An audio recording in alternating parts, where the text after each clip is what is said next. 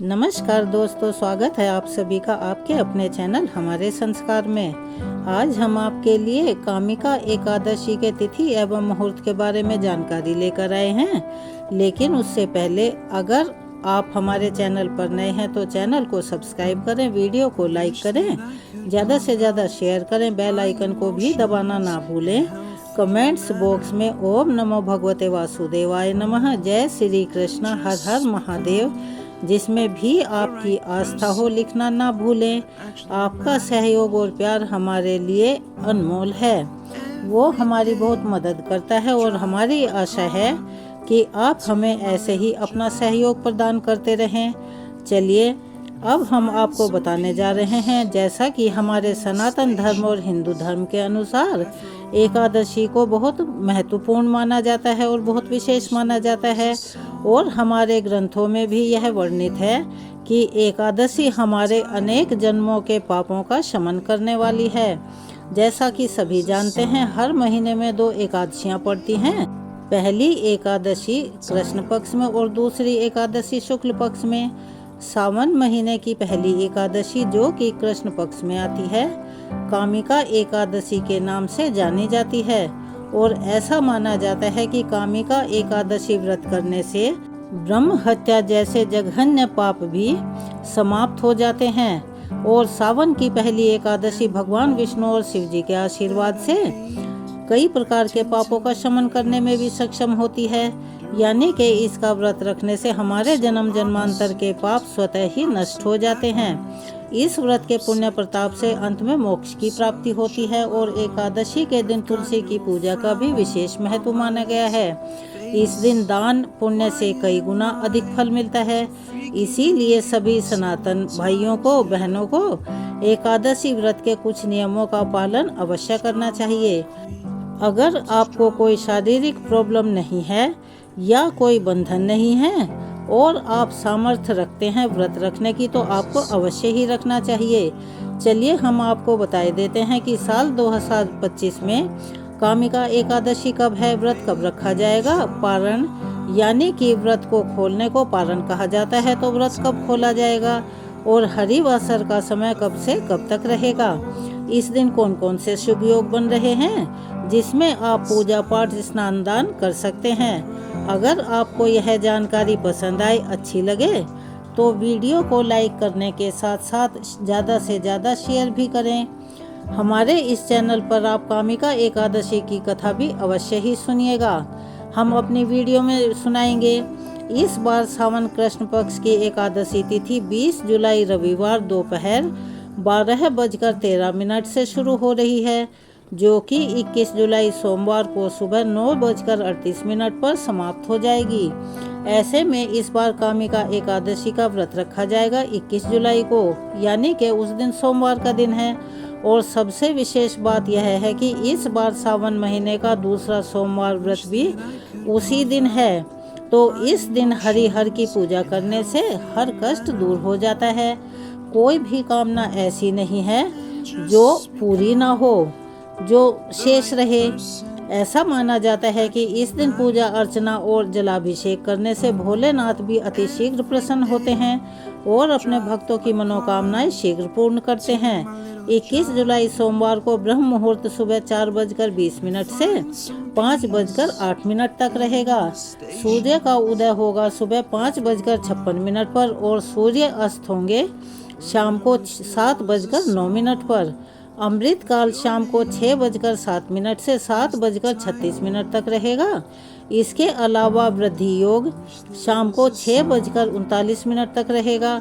उसके बाद में ध्रुव योग शुरू हो जाएगा।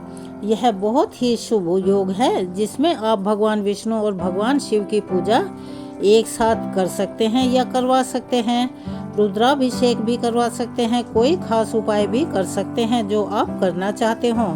एकादशी की पूजा का प्रातः काल का मुहूर्त सुबह 4:35 से 5:36 तक रहने वाला है।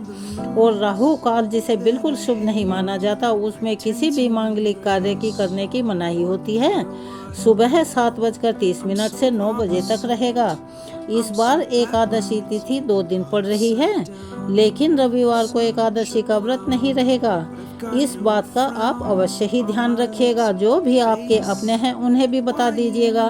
रविवार के दिन आप केवल दशमी तिथि के नियमों का पालन करें, क्योंकि रविवार को तुलसी के पत्ते नहीं तोड़े जाते।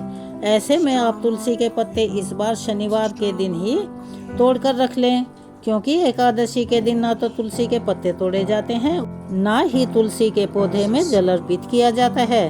अगर आप तुलसी के पत्ते तोड़ना भूल जाएं, तो फिर एकादशी के दिन जो पत्ते अपने आप पीले होकर गिर गए हों या किसी भी कारण से झड़ गए हों, आप वे तुलसी के पत्ते भगवान के भोग में अर्पित कर सकते हैं। द्वादशी तिथि प्रारंभ होगी 21 जुलाई सोमवार को सुबह 9:39 से और इसी के साथ हरिवासर का समय भी शुरू हो जाएगा।